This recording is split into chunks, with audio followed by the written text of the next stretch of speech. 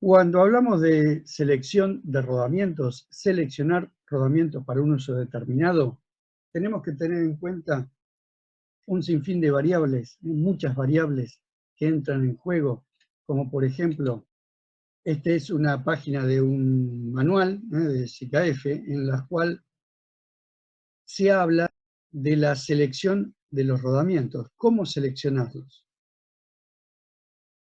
Fíjense, magnitud y dirección de la carga, una variable fundamental. Si el tipo de carga que va a haber en ese apoyo es radial, es axial, es combinada, si es más radial que axial, o viceversa, etc. Pero fíjense que no es la única variable a tener en cuenta. Vamos a ver a lo largo de este video otras variables tan o casi tan importantes como la magnitud y dirección de la carga, que tenemos que tener en cuenta para poder seleccionar un tipo de rodamiento para su mejor utilización en un servicio. Número de revoluciones, temperatura a la cual va a funcionar, el tipo de rozamiento que tiene, dependiendo la jaula que contenga o el elemento rodante, el cual esté diseñado ese rodamiento, la rigidez en el apoyo, si hay giro, si hay movimiento, el giro silencioso, la precisión de fabricación, desplazamiento axial en los rodamientos libres, si es necesario para el diseño fundamental del sistema, adaptabilidad angular, cuando tenemos el giro en los apoyos, el juego radial interno, el rodamiento desmontable para facilitar el montaje, etc. Pero tenemos que reconocer que una de las más importantes a tener en cuenta para la selección de estos elementos es la carga. ¿Cómo es la carga? Entonces, vamos a tener rodamientos que están diseñados específicamente para soportar cargas radiales, o en su mayor parte cargas radiales. Otros rodamientos que están diseñados más para cargas axiales, o exclusivamente para cargas axiales, como las trampolinas y bolas circulantes.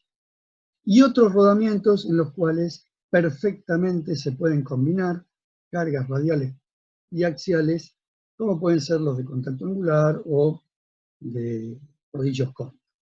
Entonces, el valor, las cantidades y las direcciones de esas cargas es muy importante tenerlas bien determinadas para comenzar con el cálculo de vida o la selección primero. Para poder calcular la vida de un rodamiento, primero tenemos que saber qué rodamiento estamos eligiendo.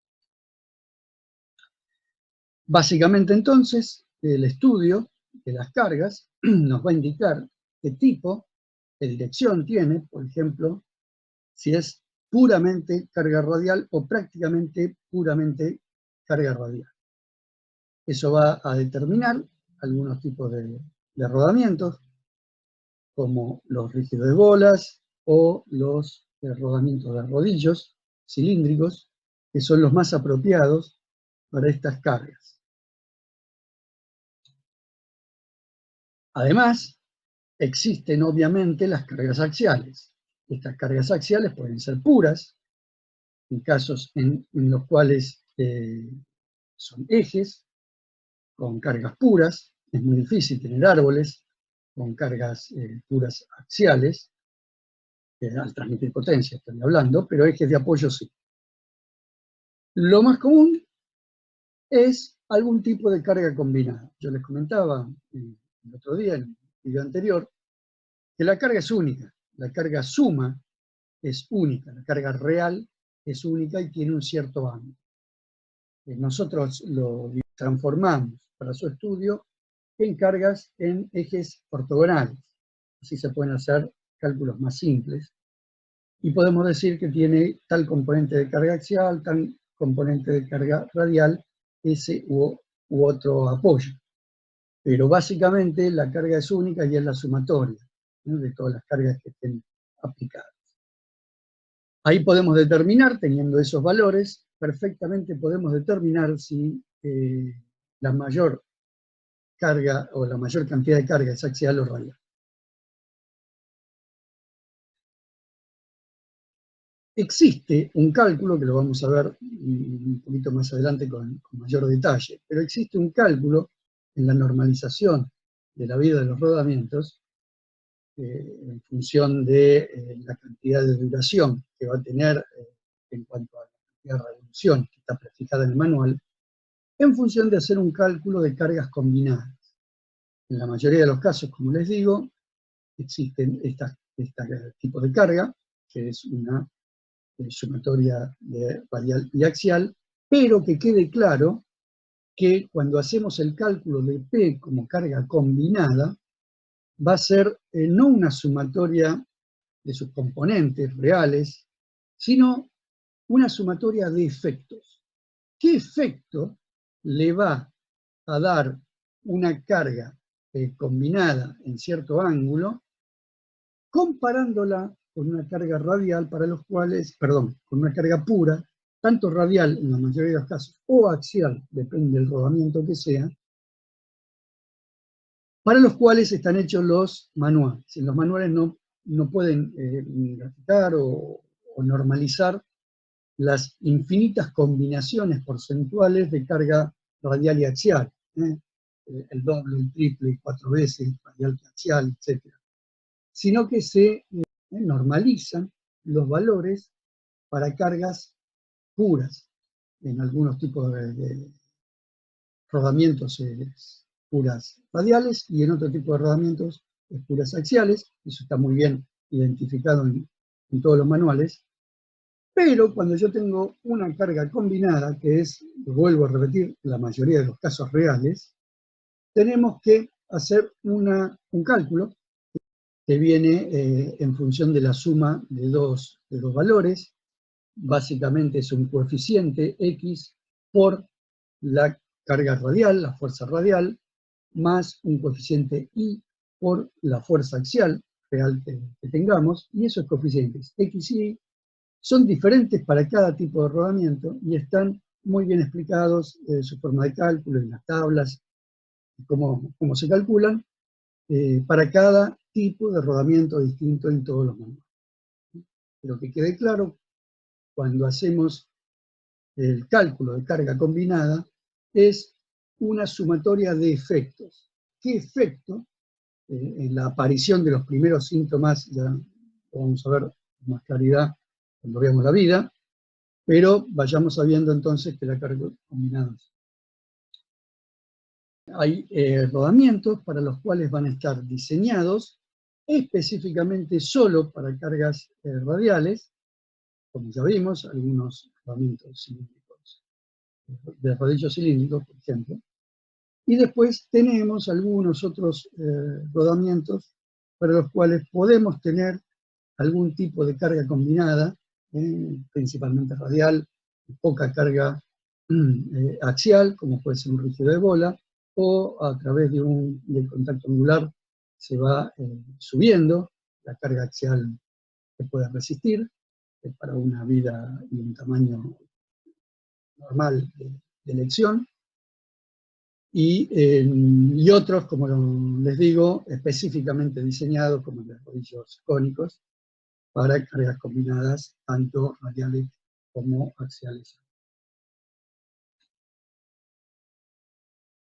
Muchas veces, cuando tenemos cargas combinadas, se combinan los rodamientos. Cuando aparecen estas cargas axiales, además de las radiales, se ve el tema de la disposición de los rodamientos, y esta disposición puede tener diferencias en el cálculo propio de las cargas, como por ejemplo, acá en la imagen esta se ve por la forma de contacto entre las pistas y los elementos rodantes, cómo la carga, el punto de carga sobre el eje, se desplaza del plano donde está el elemento rodante. Como es en contacto angular, al igual que los rodillos cónicos, ese punto de carga sobre el eje está desplazado en el plano del rodamiento. O sea, ese lugar donde está aplicada la flecha roja va a ser el punto donde yo tendría que aplicar la carga sobre ese apoyo cuando se hace el cálculo de carga sobre los apoyos. Entonces, un sistema de montaje, que puede ser espalda con espalda, montaje en O, o el montaje en X, como dependiendo de qué lado lo coloque, me cambia, me modifica entonces la sumatoria o el punto donde tengo que hacer la suma. Otra variable importante es la velocidad de giro. Las velocidades de giro, mientras que sean velocidades normales, no influyen en la elección. Y esto involucra a los distintos tipos de rodamientos con velocidades máximas permisibles normales anotadas en los manuales.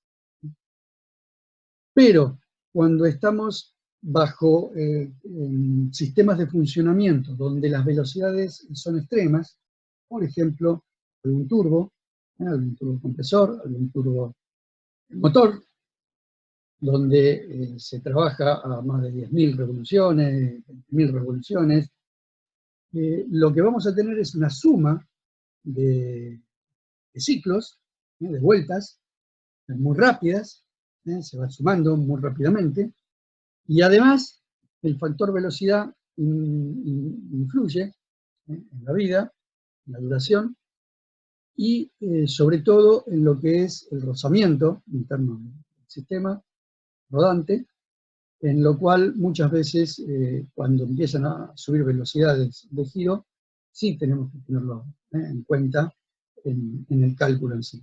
Y además adoptar rodamientos que están diseñados para mayores velocidades de funcionamiento, como puede ser los de bolillo.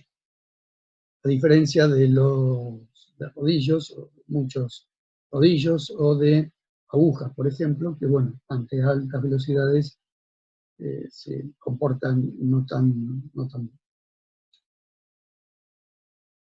Entonces, por ejemplo, la velocidad de giro permitida depende de la importancia de la carga, el sistema de la lubricación, las condiciones de refrigeración y, como siempre se dice, tener en cuenta cuando las cargas principalmente son axiales, se debe calcular el rodamiento disminuyendo la velocidad máxima, permitida en 2/3 aproximadamente, dice ahí. Y cuando es la velocidad superior a la indicada, realmente se adoptan disposiciones especiales, sobre todo en cuanto a la lubricación y en la separación de los rodamientos, o sea, tratar de bajar al mínimo el rozamiento, por temperatura y desgaste. La influencia en la temperatura de funcionamiento. Por ejemplo, cuando yo tengo que armar un sistema dentro de un horno, podría ser un caso, donde se trabaja a mayor temperatura de 120 grados aproximadamente, que es una temperatura límite, básica, normal. Hasta 100 grados, 120 grados de funcionamiento del sistema, prácticamente todos los rodamientos no presentan problemáticas. Más está así determinados los manuales.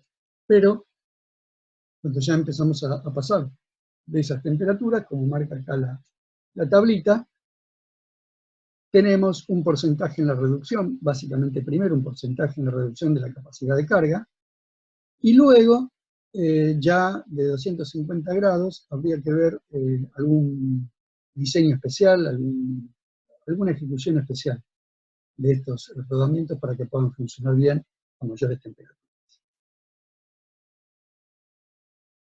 Además, la pérdida de capacidad de carga es permanente, no es que después cuando se baja la temperatura vuelve a ser normal.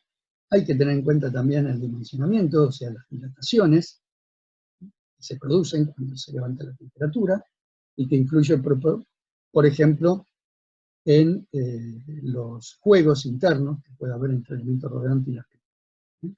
Además del lubricante que estamos utilizando.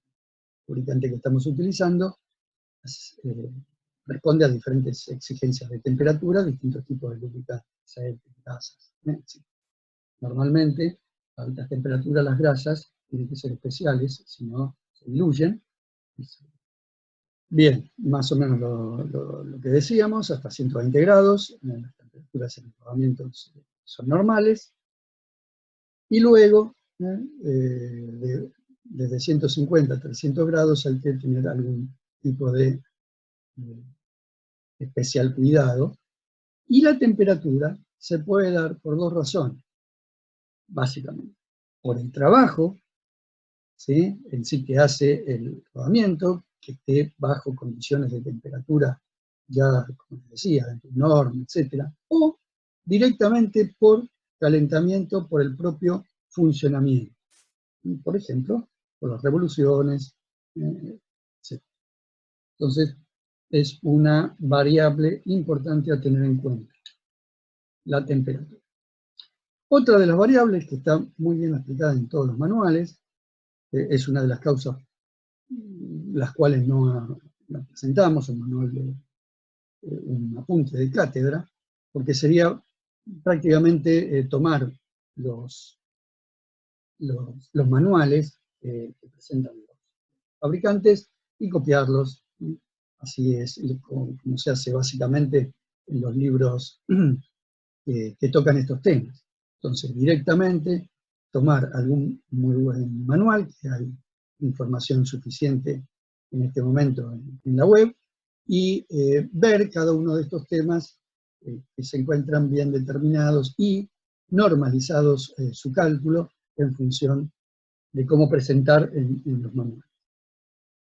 Rozamiento, así para hacer un resumen rápido, ¿dónde se presenta el rozamiento? Bueno, se presenta en la rodadura, hay rozamiento por rodadura, ya lo explicamos en la vida anterior, pero además se presentan rozamientos en el lubricante y el elemento rodante, en las pistas, en los obturadores, y es muy tenido en cuenta la deformación de los cuerpos rodantes, ya sea por dilatación de la temperatura o por la propia deformación al cargar. Todo esto está bien determinado en la vida del rodamiento. La rigidez del apoyo se ve muy bien en el montaje de estos elementos.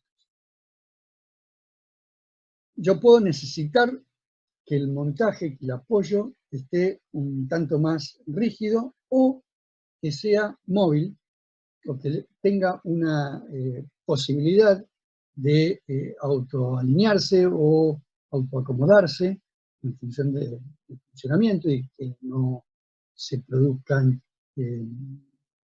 por su rigidez, por ejemplo, recargas especiales que yo no deseo, o cargas axiales, que pueden ser referenciables o no, depende. Y esto muchas veces está en función de cómo yo diseñe el montaje. ¿Qué quiero decir? Generalmente se diseña el montaje una de las dos aros, y en las pistas, en los aros, yo voy a poner con ajuste fuerte uno de ellos, generalmente uno, no se coloca los dos, ajuste fuerte. ¿Por qué? Porque puedo deformar las pistas y hacer que los elementos rodantes tengan una sobrecarga, por compresión de los aros cuando los aprieto, y producirse cargas indeseables, tal es así algún otro caso en el cual, por ejemplo, ¿se acuerdan que yo les decía que los rodamientos de rodillos cónicos montables no venían montados de fábrica y había que montarlos en el montaje de la máquina, del eje, y que había que darles un esfuerzo axial para que tengan un ajuste entre aro y aro con el elemento rodante? Si ese ajuste es muy fuerte, le estoy dando una carga de más, y si lo dejo muy flojo va a haber unas vibraciones y la carga va a ser pobre. Bueno, todo eso hay que tenerlo en cuenta. Otra variable importante a tener en cuenta es el giro silencioso. El giro silencioso, hay algunos rodamientos que yo deseo que no tenga mucho ruido en su funcionamiento. Y bueno, hay algunas especificaciones o diseños, configuraciones, más bien, de los fabricantes para que esos rodamientos sean más silenciosos. Por ejemplo, el tema de la jaula, el tipo de jaula, lubricante a usar. Por ejemplo, que el ruido ambiente o el ruido de la máquina supera al ruido del rodamiento. Si yo voy a estar instalando un rodamiento en una máquina que es muy ruidosa de por sí, un motor de explosión, bueno, no tiene sentido hacer muy silencioso el giro. Pero hay otros lugares en los cuales sí, yo necesito que no se levante mucho los decibeles. La precisión en la fabricación. Esto siempre, precisión en la fabricación, nos va a dar un elemento más caro. Entonces, los fabricantes hacen distintas líneas que están normalizadas, en tanto en cuanto los rodamientos sean más precisos o no en su fabricación y en su funcionamiento. Por ejemplo, si yo no tengo vibraciones, o tengo que tener un eje o un árbol de precisión, donde su movimiento tiene que ser extremadamente preciso, no puedo tener juego en los rodamientos, en sus apoyos. Entonces ahí voy a tener que utilizar rodamientos de precisión. Está normalizado entonces por la DIN 620, y a mayor precisión en el guiado, o mayor velocidad, mayor deberá ser la precisión. En términos generales, los rodamientos de bola son los rodamientos más silenciosos, aptos para mayores velocidades, y también los cilíndricos también se consiguen, con las configuraciones normales, se consiguen también de alta precisión. Ya cuando son rodamientos muy especiales, hay que ver la gama de distintas configuraciones menor, entonces hay que ver qué se consigue en el mercado. Muchas veces esto tenganlo en cuenta. No siempre en el mercado, y sobre todo en el mercado local, Argentina, específicamente en Mar del Plata, vamos a conseguir todos los rodamientos que figuran en un manual. ¿Sí? Hay muchas veces que o nos importan, están en falta, o para conseguirlos, además del precio muy caro, por ahí necesitamos un mes para que lleguen. Eso siempre hay que tenerlo en cuenta cuando uno va a diseñar o cuando uno va a seleccionar este tipo de rodamientos. Fíjense que existen diseños, configuraciones de rodamientos con posibilidades de movimiento. Hay otros que no, son fijos, que están muy limitado el movimiento interno que pueda tener entre elementos rodantes y pistas. En cambio hay otros que no, que están diseñados específicamente para poder tener un cierto corrimiento axial, por ejemplo, en este caso, fíjense, en este caso del rodamiento. ¿Para qué lo podemos llegar a utilizar? Bueno, imagínense un sistema el cual se calienta y, aunque no sea mucho, 100 grados, 800 grados, y ese eje se dilata. Es un eje largo, el cual sufre dilatación axial, un movimiento axial. Entonces, por ejemplo, podríamos tomar como buena solución un rodamiento de este estilo, donde yo le puedo permitir, está exagerado a veces, pero un pequeño corrimiento. ¿Por qué? Porque esa dilatación, ese moverse del eje axialmente, seguramente si el rodamiento es fijo y yo no le di la posibilidad de un corrimiento axial, va a crear tensiones internas que van a superar muchas veces las cargas calculadas para ese rodamiento, y seguramente va a tener una vida mucho menor a la que me va a decir el manual. Cálculo de manual, yo voy a estar calculando, por ejemplo, una carga neta que viene en función de la transmisión de potencia, etc. Pero no en función, por ejemplo, de una precarga o una postcarga en funcionamiento por un tema de dilatación. Como les decía entonces, si son fijos van a absorber, en este caso, las cargas axiales. Si son libres y con desplazamiento axial, no lo harán. Muchas veces cuando tenemos casos de apoyos triples o múltiples, cuando se hace hiperestático, entonces a mí me conviene que algunos de estos apoyos sean corredizos para que se distribuyan las cargas. En rodamientos de agujas, por ejemplo, en jaulas de agujas, son muy utilizados estos sistemas donde el espacio radial es limitado y se puede llegar a trabajar directamente sobre los ejes, inflados y rectificados, y que sea la pista directamente libre. Desalineación. Es un ejemplo, por ejemplo, de corrimientos, pero la desalineación y el giro en los apoyos es muy común. Esto está un poquito exagerado, algunos de estos casos, pero para tener en cuenta cómo yo puedo tener en algunos de estos apoyos algún tipo de desalineamiento, el cual algunos, si es muy pequeño, esa variable, se puede contener con algún rodamiento de fabricación estándar. Pero cuando ya comienza a ser más grande la variable, muchas veces hay que trabajar o seleccionar rodamientos que tengan algún sistema especial diseñado para poder absorber estas desalineaciones. Bien, estas animaciones más o menos nos muestran cómo un montaje o desmontaje también yo puedo diseñar un montaje en el cual permitirle un desplazamiento axial como para poder absorber este tipo de problemas. Adaptabilidad angular, un poquito de lo que veíamos recién en esas animaciones. Compensar errores de alineación o desalineaciones propias del funcionamiento del sistema. Yo puedo absorber el ángulo de giro y el apoyo en función de la flecha. Cuando tenemos una flecha, los apoyos se giran. Eso se estudió en su momento, en la materia correspondiente.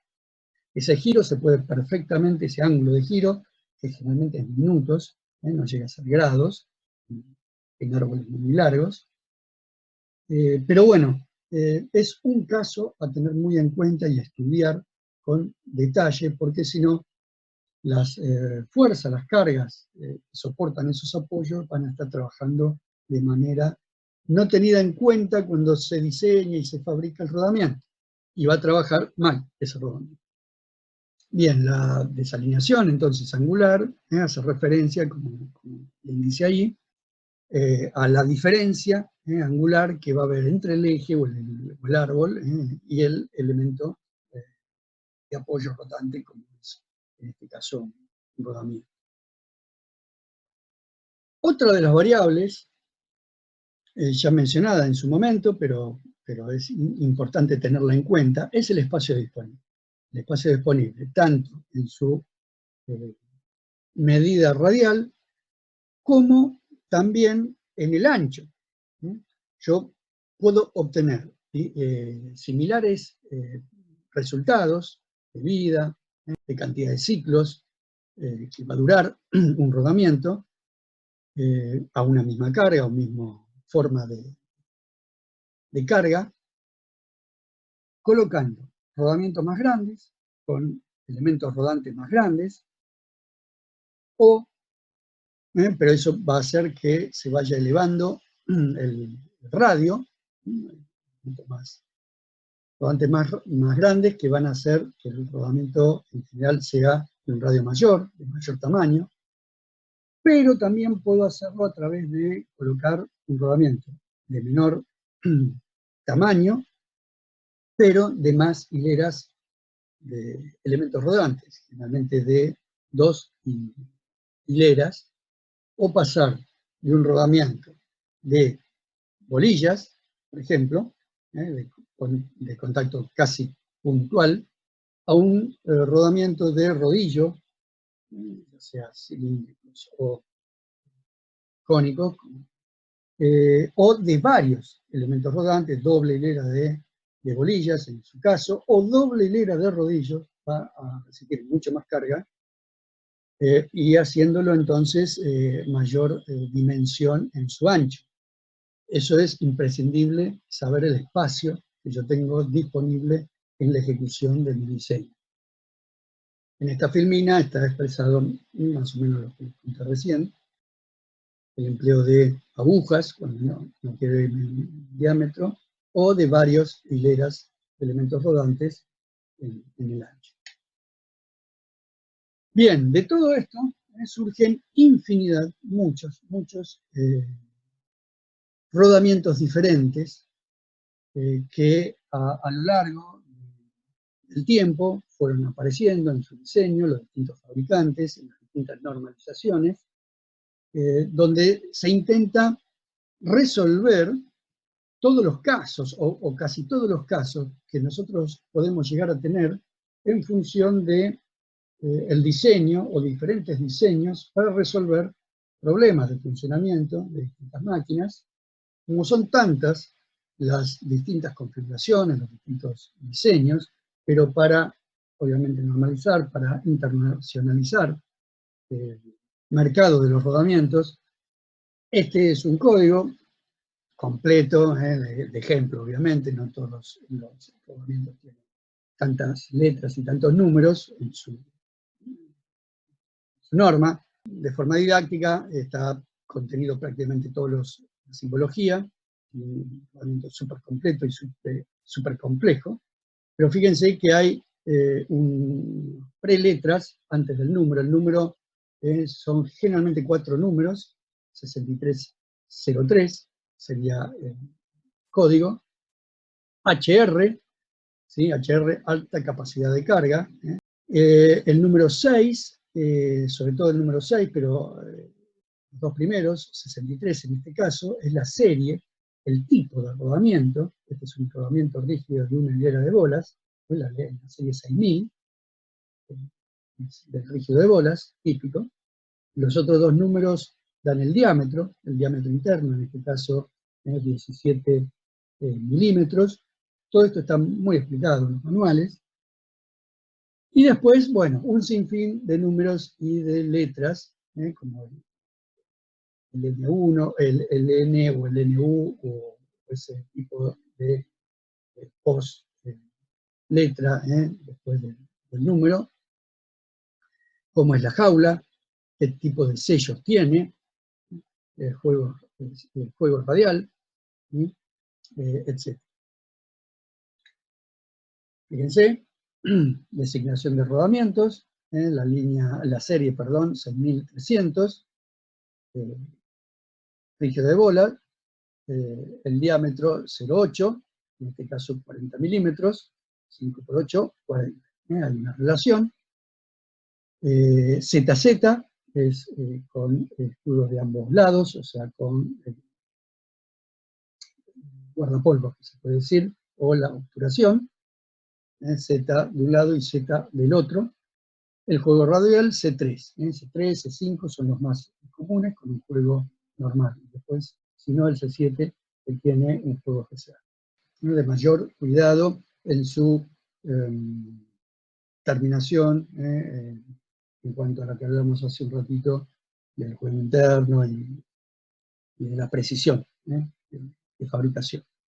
Fíjense ahí otros ejemplos, el NU 318, ¿sí? La serie de diámetro 3, esto puede ir un número antes del 3 en función del tipo de rodamiento cilindro, rodillo cilindro.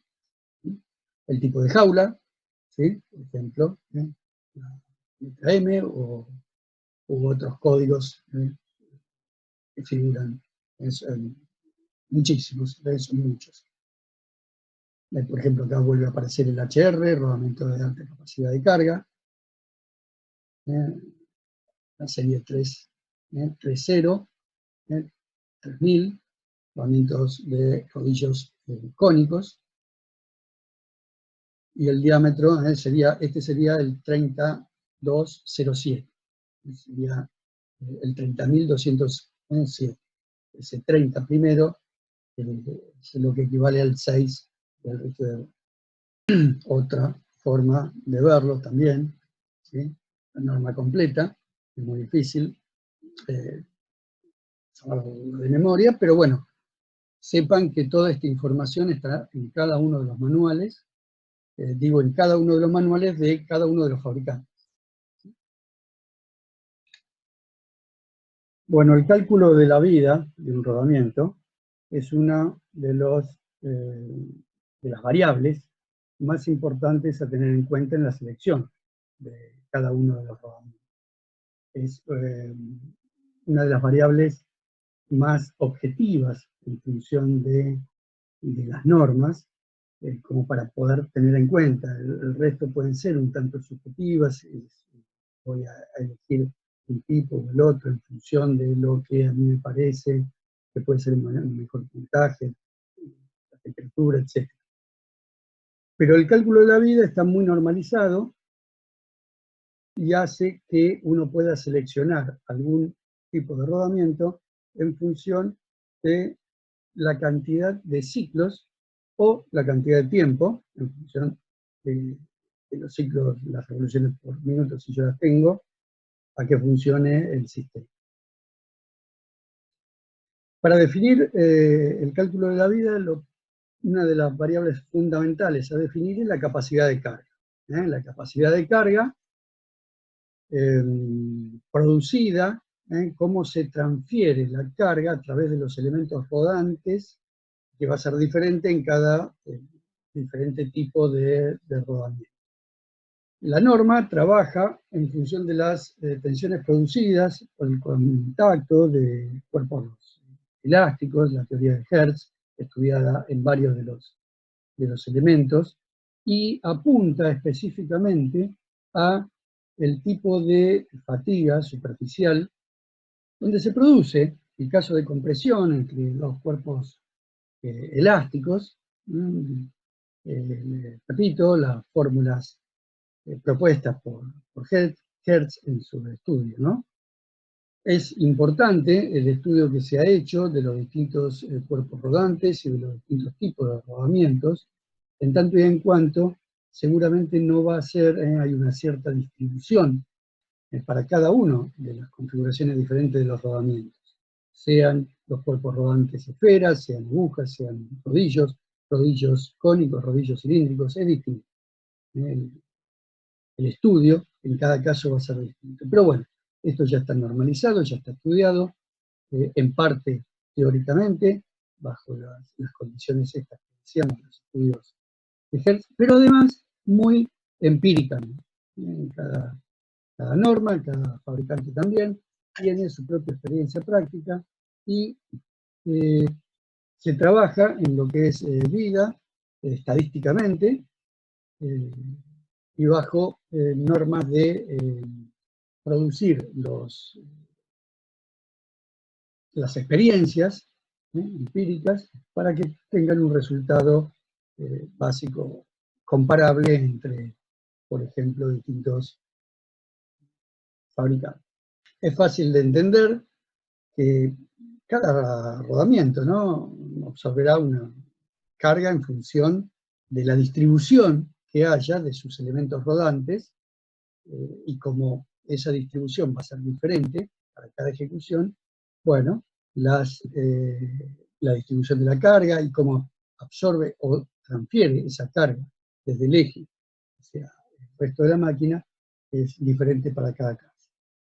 Se debe tomar en cuenta, seguramente, para estos cálculos, la forma y el tamaño del área de contacto entre los cuerpos reales, el área real no teórica, las presiones, obviamente, normales, superficiales, las tensiones también subrasantes, que se llama, o sea, a pequeña distancia, muy pequeña distancia, pero por debajo de la superficie, donde finalmente se producen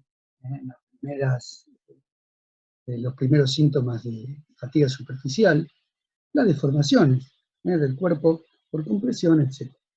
Se puede hacer todo un estudio teórico, pero seguramente los estudios empíricos, ensayos, probetas de estos sistemas, de elementos rodantes también reales y puestos en máquinas de ensayos, hacen que estadísticamente se tenga una noción básica y normalizada de cuánto dura un rodamiento con tal o cual esquema de cargas. Vuelvo a repetir, los manuales están confeccionados en función de cada uno de los rodamientos, definiendo qué carga pura es la que le va a dar una cierta distribución de carga y una cierta capacidad de absorber cierta carga para poder funcionar una cierta cantidad de ciclos, que va a ser 1.000.000 de ciclos, lo que vamos a definir a continuación. Entonces, ¿qué es la capacidad de carga? Dato muy importante de los rodamientos que va a figurar prácticamente después de la medida del rodamiento, primero en la tabla de los manuales. Esta capacidad de carga determina el tamaño, la duración y la fiabilidad de los rodamientos. Existen dos definiciones de capacidad de carga: una capacidad de carga dinámica, o sea, en movimiento, en velocidad, y una capacidad de carga estática, que se toma cuando el rodamiento está quieto o cuasi estático. ¿Qué quiere decir? Cuasi estático es cuando la velocidad de giro es muy pequeña y yo no puedo tomar en cuenta la definición de capacidad de carga dinámica, que es totalmente distinta a la estática, y vamos a ver cómo se define. ¿Qué es la capacidad de carga dinámica? Es la carga pura que puede soportar un rodamiento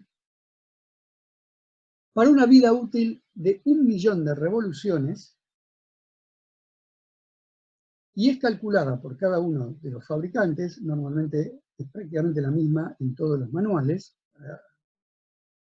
rodamientos similares, a través de la norma ISO 81, pero lo que se tiene en cuenta acá es la distribución de cargas, que no va a ser estática, sino que va a ser dinámica en movimiento. Y esto, más que un cálculo teórico, como les digo, es un cálculo empírico, y se toman muestras y se hace funcionar una cierta cantidad, y en forma estadística se va calculando para un tipo de rodamiento 1.000.000 de revoluciones, qué carga no presenta al 1.000.000 de revoluciones signos, primeros signos de fatiga superficial o pitting. Eso nos está entonces dando, estadísticamente, creo que la ISO dice el 91 o 93%, ¿sí?, de los rodamientos no van a tener problemas de pitting al 1.000.000 de revoluciones. Eso es lo que asegura la norma y asegura, o sea, el fabricante tiene que asegurar ese dato. ¿Qué quiere decir? Que si yo voy a elegir ese rodamiento y lo cargo, en principio, con una carga pura, esa radial o axial, depende del tipo de rodamiento, y lo pongo a funcionar con esa carga dinámica, esa carga, pero en forma dinámica, a ciertas revoluciones mínimas, va a durar como mínimo 1.000.000 de revoluciones, y esto en tiempo dependerá de cómo llega o cuándo llega ese 1.000.000 de revoluciones, de cómo funcione a lo largo del tiempo. Esa es una definición de carga, de capacidad de carga dinámica, y eso me lo da el manual. Si yo, por ejemplo, si yo lo cargo a ese rodamiento con la misma capacidad de carga dinámica que me dice el manual, se supone que va a durar 1.000.000 de revoluciones como mínimo, y sin tener en cuenta los primeros síntomas de deterioro por fatiga superficial. Pero ¿qué pasa si yo lo cargo con menos carga? Y bueno, vamos a ver que se puede hacer un cálculo también determinado por los manuales para ver qué cantidad de revoluciones duraría ese rodamiento, o sea, qué vida va a alcanzar con una carga que no sea exactamente la carga, no es lineal, la función, pero hay forma de calcular que ahora la vamos a ver enseguida. Pero antes de eso, vamos a definir lo que denominamos capacidad de carga estática, otro valor similar, pero distinto, es otra carga, y que me va a dar el dato con qué carga. Yo puedo cargar un rodamiento de forma estática, como límite de forma estática, por ejemplo, en los casos antes de que funcione. Si yo cargo todo el sistema, si armo todo el sistema y ya tiene una carga previa antes de hacerlo funcionar, esa carga previa, esa precarga, el peso propio de la máquina o lo que sea, no tiene que superar la carga estática, porque si no ya voy a tener una deformación, como dice la definición, una deformación mayor a la mínima admisible, una deformación elástica, pero es como si fuera un límite de deformación, un límite de carga elástico, de forma estática. Ahora bien, cuando ese sistema está funcionando a muy bajas vueltas, una revolución por minuto o 10 revoluciones por minuto, imagínense la cantidad de horas, días, años que puede tardar en llegar al millón de revoluciones. Cuando es tan lenta, la velocidad de giro, se calcula directamente la vida del rodamiento en función, o qué rodamiento puede ser factible de utilizarse con esa carga a través de la capacidad de carga estática. Son dos formas de calcular. Normalmente tienen velocidades, no hay un corte específico, no hay un número de revoluciones que diga vamos a calcularlo por estática o por dinámica. Muchas veces se hacen los dos cálculos también y se ve cuál es el más desfavorable o menos desfavorable. Pero bueno, en la mayoría de los casos se trabaja con las cargas dinámicas porque la velocidad de giro es perfectamente calculable en función de la vida. Entonces llegamos a la duración. ¿Cómo combinamos nosotros, lo que les decía hace un ratito? ¿Cómo combino yo el dato de capacidad de carga dinámica con el funcionamiento real que va a tener ese rodamiento y qué vida va a tener o qué rodamiento yo tengo, qué tamaño de rodamiento, con qué capacidad de carga dinámica tengo que elegir yo para que me dure con una carga real sobre el apoyo una cierta cantidad de vida? ¿Y por qué le decimos vida? Porque puede ser tanto en revoluciones como en tiempo, tiempo de vida. La fórmula es muy simple. Acá lo que está, digamos, teniendo en cuenta es, fíjense, la variable L, que es la cantidad de revoluciones u horas, depende de cómo lo vaya a calcular, que me va a dar el sistema de cálculo, teniendo en cuenta, fíjense, C, que es la capacidad de carga dinámica, que es un dato que sacamos de manual. Capacidad de carga dinámica, lo que recién acabamos de definir. Y P, recuerdan, es la carga equivalente, o sea, la carga real que va a estar sobre, perdón, no la carga real. Si esta P es una carga pura, es la carga real, ya sea radial o axial. Si yo tengo, por ejemplo, una carga de 1000 kilos radial, y es la única carga que voy a tener en ese apoyo, van los 1000 kilos directamente ahí, porque es, la carga equivalente es solamente la carga radial y la descarga. Ahora, si yo voy a tener una carga equivalente que es combinación de radial y axial, voy a tener que utilizar esa fórmula de cálculo, que era P igual a X, un coeficiente hallado por manual, por la carga radial, más y otro coeficiente, también que se halla a través del manual y depende la forma de hallarlo, de qué tipo de rodamiento es. Está muy bien especificado en cada uno de los manuales, para el caso que sea, por la carga axial. Entonces, esa carga equivalente va a ser una carga no suma real de las cargas anteriores, como habíamos dicho, sino una suma de efectos. O sea, yo voy a poder comparar con esa carga equivalente, con ese valor de carga equivalente, como si fuera una carga pura, va a tener el efecto sobre el rodamiento como si fuera una carga pura, para yo poder compararlo con el cálculo de manual que es con cargas puras. Entonces, C sobre P, denominada generalmente seguridad de carga, es la relación entre la capacidad de carga del rodamiento con la carga real sobre el rodamiento. Esa relación, si diera 1, si C fuera igual a P, me tendría que dar 1.000.000 de revoluciones, porque es el cálculo de manual. Cuando no es igual, tengo una relación, un número. Generalmente C es mayor, es bastante veces mayor. ¿Para qué? Para poder lograr una vida de más de 1.000.000 de revoluciones en la mayoría de las máquinas. ¿Por qué? Porque cuando yo hago el cálculo de 1.000.000 de revoluciones a un régimen de vueltas, por ejemplo, de un motor eléctrico, de 1.000 vueltas, RPM, depende de las horas por día que funcione ese motor, seguramente enseguida, cuando hacemos esa multiplicación, me va a dar valores mucho mayores de 1.000.000 para un año de vida. Y tener un año de vida de un rodamiento es relativamente justo o poco. Normalmente se trabaja con un poco más de vida. Pero eso depende del diseño. Si yo hago un diseño de desarme de una máquina una vez por año, tengo tantas revoluciones, bueno, voy a cambiar los rodamientos. Entonces tiene que durarme esa cantidad. Y hay una variable más, que es esa letrita, ese exponente, B, por eso yo le decía que no era lineal la función de vida. ¿Qué quiero decir? Que si tengo C sobre P2, no es 2.000.000 de revoluciones. Es un exponente y que tiene un valor que depende del tipo de rodamiento. Por ejemplo, el rígido de bolas es 3 y el de rodillos cilíndricos es 10 sobre 3, o sea, 3,33.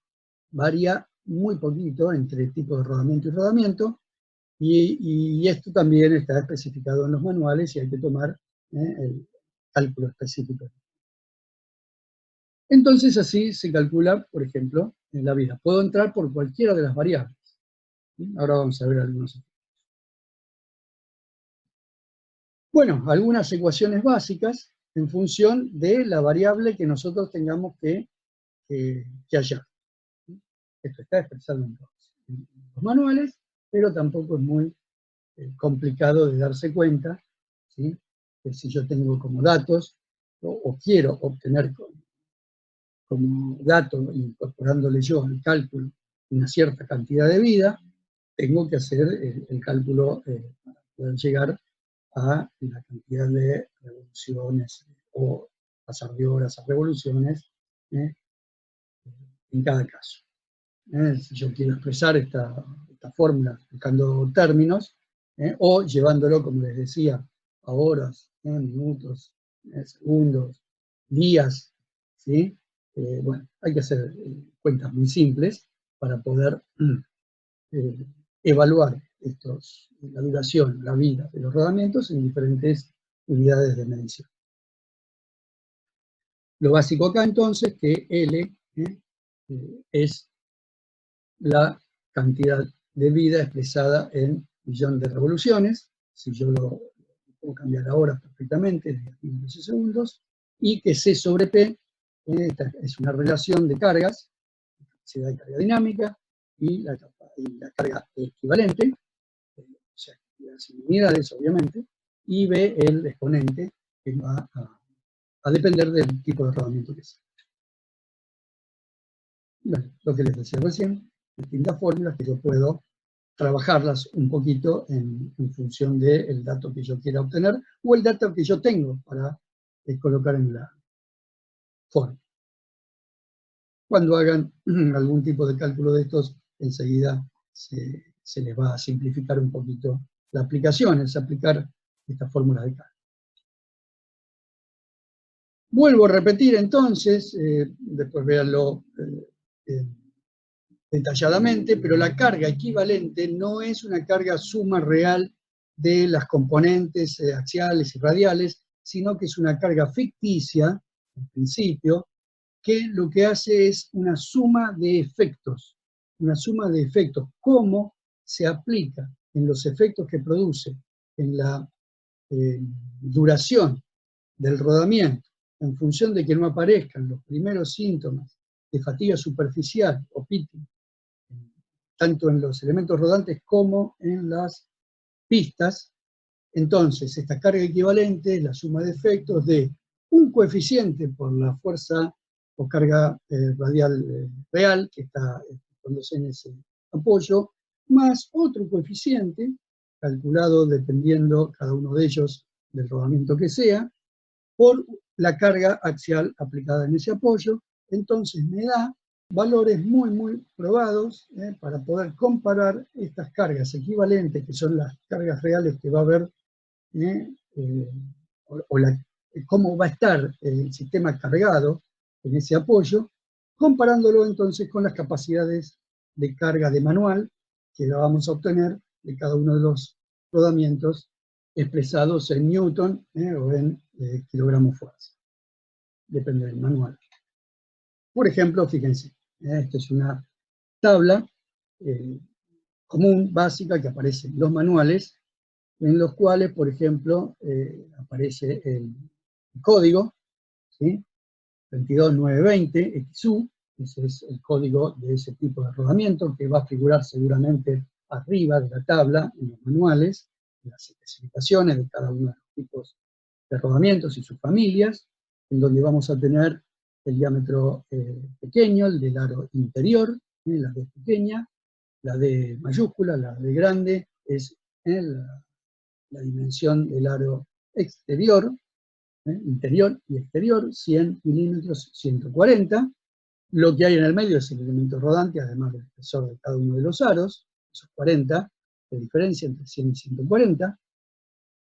También tenemos el ancho, ¿sí? Y otras especificaciones que siempre van a estar determinadas en cada uno de los manuales, quédense tranquilos, van a tener todos los datos estos. Y bueno, y siguiendo, vamos a llegar a, en este caso, CR y COR, ¿no? Donde vamos a estar la carga dinámica y la carga estática en kilonewton, por ejemplo. Y en la tabla de al lado en kilogramos, 121 o 206 kilonewton. Fíjense que no son iguales. Datos de manual. ¿Sí? Después, bueno, otros datos de lubricación, etc. Radios de acuerdo, radios mínimos. ¿Sí? Bueno, todo esto ustedes lo tienen especificado en el manual, leyendo el manual o viendo cada uno de los manuales.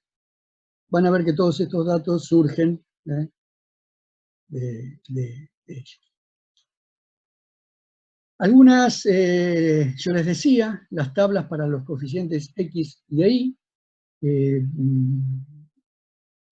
Hay un tema con esto. Hay algunos rodamientos en los cuales uno va a ver que hay valores máximos o mínimos de carga. Por ejemplo, en un rígido de bolas, yo puedo tener una carga axial mínima, la cual, por el valor proporcional entre la radial y la axial, cuando haga el cálculo, rodamiento rígido de bola, el primerito acá, me dice que los valores de X o de Y es 1 o 0 directamente para tal proporción entre FA y C0, por ejemplo.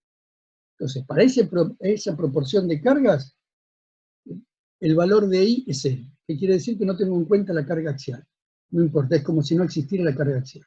En cambio, para otras proporciones de carga, sí ya empieza a tener, fíjense, I, valores de 2, 1,8, 1,6, hasta 1.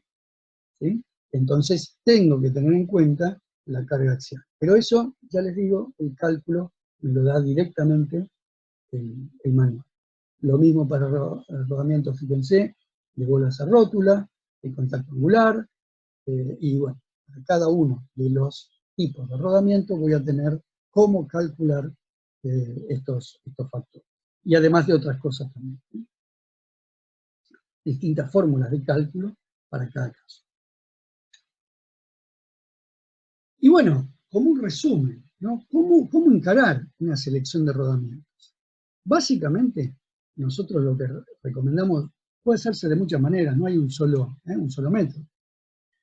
Pero lo primero que tenemos que hacer es hacer una evaluación de todas las variables. Lo que vimos al principio es el listadito de variables que nos va a posicionar en qué tipo de rodamiento o qué tipos de rodamiento pueden ser factibles de elegir. Por ejemplo, si yo tengo, pónganse, 1000 kilos de carga axial y 1000 kilos de carga radial, es definitiva, es muy definitoria el tipo de carga. Yo sé que un rígido de bola tal vez tenga que ser el cálculo, pero no va a ser lo ideal, con tal proporción de cargas axiales con respecto a las cargas radiales. Me inclinaría por un contacto angular o un rodillo cónico, por ejemplo. Pero eso no quita, en este caso porque es muy, muy típico, ¿sí? Pero eso no quita que pueda probar, ver alguna otra opción, combinación de rodamientos. Yo puedo poner un rodamiento, una crapodina, un axial de bola, ¿sí?, para soportar las cargas axiales, y después un par de rígido de bola, por ejemplo, para las cargas radiales. Podría ser, podría ser. Ya les digo, no hay una sola solución para cada uno de los problemas, pero hay soluciones típicas o hay rodamientos que son típicos para cada situación de carga. Pero como les dije, la situación de carga no es la única, es muy importante, pero no es la única, porque hasta sistemas de montaje que favorecen la elección de uno u otro tipo de rodamiento. Si yo para mi montaje real del eje sobre la máquina o el árbol necesito o me simplifica mucho que sea un rodamiento partido o un rodamiento desarmable, muchas veces se elige, además de que pueda cumplir con la vida estipulada, obviamente, pero se elige uno u otro rodamiento por temas de montaje. También por temas, voy a repetir un poquito, pero bueno, el listado que hicimos, temas de temperatura, de velocidad de giro, temas de adaptación angular, etcétera, etcétera. Todo lo que vimos al principio es muy importante. Muy bien, una vez que decimos, bueno, vamos a hacer un cálculo con un rígido de bolas. Después por ahí es importante no tomar solamente una probabilidad, instancia de diseño, no es bueno quedarse con la primera idea que le surgió, sino ver qué posibilidades hay alternativas y cómo las podemos manejar y cuál es la mejor solución. En este caso lo mismo. Entonces yo puedo decir, bueno, esto me lo puede solucionar un contacto angular, pero también un rodillo cónico. ¿Cuál es la ventaja y la desventaja de uno del otro? ¿Qué vida, qué tamaño tendría uno para las 1000 y 1000? ¿No? 1000 kilos y 1000 kilos. Entonces buscar, ¿y qué temperatura? Y no tengo temperatura, pero sí tengo que tener adaptabilidad angular. Bueno, ¿cuál es de estos rodamientos el que más se adapta a eso? ¿Cuál es esta configuración o esta otra? Bueno, son infinidad de cosas que podemos tener en cuenta cuando hacemos esta selección. Pero bueno, una forma es como están más o menos determinadas acá los pasos. Seleccionar arbitrariamente un modelo, por ejemplo, en el caso de este rígido de bola, en nuestro caso de ejemplo podría ser, bueno, contacto angular. Vamos a ver con contacto angular. Muy bien. Hacer un cálculo, tengo que ponerle yo una vida, ¿sí? O seleccionar un rodamiento y ver en las condiciones de funcionamiento qué vida tengo con ese rodamiento, depende de los datos que yo tenga o que tenga que imponer, ¿sí? El cálculo de la determinación de X y Y, si voy a tener 1000 y 1000, seguramente me va a influenciar. Entonces voy a tener que ir a la parte del manual que especifica, el capítulo que especifica de rodamientos de rodillos cónicos, cómo se calcula X e Y para ese caso, hago el cálculo, ¿sí? Tengo entonces P, lo comparo con un C mínimo y busco el rodamiento que tenga una capacidad de carga dinámico mayor que ese C, o C mínimo que yo puedo decir, para que, digamos, pueda durar una cierta cantidad de tiempo que yo le impuse. Por ejemplo, sería una de las.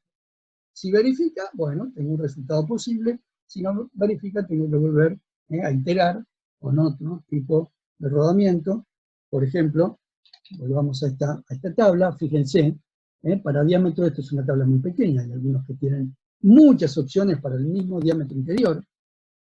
¿Qué quiere decir? Yo tengo un rodamiento de diámetro, un modelo de rodamiento de diámetro interior 100, pero con radio exterior 140. Bien. Si yo tengo el mismo rodamiento, tipo de rodamiento, de radio interior 100, pero radio exterior 150, ¿qué quiere decir? Y que las bolillas son más grandes. Entonces es lógico que tenga una capacidad de carga de 121 para el primero y 170 para el segundo. Ahora fíjense el siguiente caso, 105 de diámetro interior y 145 de diámetro exterior. Las bolillas son iguales. Tienen la misma diferencia, 40. Ajá. Pero tiene 126, porque es un poquito más grande. Se debe dividir en más bolillas. Bueno, y así, lógicamente, vamos teniendo diferentes performances para cada uno de los modelos. Ahora bien, ¿cuál elegir? Bueno, hay muchas variables. Una, por ejemplo, puede ser el diámetro interior. ¿Por qué? Porque yo lo tengo que montar en un eje. Y ese eje ya ustedes lo precalcularon y vieron qué diámetro mínimo necesario tienen que tener, por ejemplo, en el lugar de ese apoyo, para resistencia de materiales, de ese eje o árbol. Por ahí al revés, el eje o el árbol tiene un diámetro mucho menor, o sea que con cualquiera de estos, y después me dé en mi cálculo un diámetro interior de 140, porque tengo 200 de capacidad de carga dinámica, y necesito eso para mi vida del rodamiento. Bueno, tendré que hacer el eje en función de esto. Por eso yo les decía que este caso de árboles y ejes y rodamientos va entrelazado, va íntimamente relacionado, y no se los puede ver por separado estos temas. Cuando uno hace el diseño del eje o del árbol y la adopción o selección de los rodamientos va iterado entre un dato y otro y hermanado el cálculo. Cargas fluctuantes, hay también en los manuales, hay un cálculo adicional al básico, que es el cálculo de la carga fluctuante, que está explicado también, se aplican unas fórmulas de cálculo, como para poder llevar o simplificar el cálculo en función de algo que no es tan simple. También, como les dije hace un rato, se puede hacer el cálculo a través de la capacidad de carga estática. Esto es cuando, si yo hago un cálculo de BIM, en el cual comparo C sobre P, pero la cantidad de revoluciones es muy pequeña, entonces yo puedo adoptar para una vida de 2 años un rodamiento que tenga C sobre P 0,4, o sea, mucho más chico C que P, no estoy haciendo un cálculo real. No estoy haciendo un cálculo real. Fíjense, ese 0 como límite, en la deformación de los cuerpos rodantes, está siendo del orden de P. Entonces, cuando a mí me da una relación de C sobre P 0,5, yo podría decir, bueno, prácticamente es que me va a durar 500.000 revoluciones. Y 500.000 revoluciones, por ahí yo la logro en 10 años. Bueno, pero no es un cálculo real. Entonces se hace el cálculo a través de la capacidad de carga estática. Y se hace una relación de la capacidad de carga estática con la carga equivalente, en este caso ahora tomada como PC. Y bueno, y hay también una forma de cálculo.